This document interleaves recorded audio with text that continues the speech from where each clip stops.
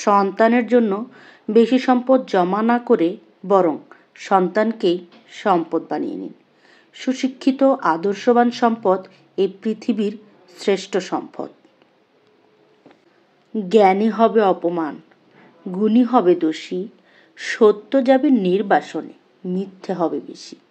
লজ্জা উঠবে আকাশেতে, শরম খাবে ধান, জাতে উঠবে অজাতেরা, থাকবে না আর মান। জ্ঞানীরা সব চুপসে যাবে জ্ঞানহীনদের কাছে, কথাগুলো বিদ্বানেরা সত্যি বলে গেছে। অর্থ ফুরিয়ে গেলে আপনি সমাজ কিংবা পরিবারের চোখে মূল্যহীন, আর যখন স্বার্থ ফুরিয়ে যাবে তখন আপনি একটা সম্পর্কের কাছেই মূল্যহীন। কথাগুলো তিতা হলেও একদম বাস্তব সত্য কথা। ধন্যবাদ।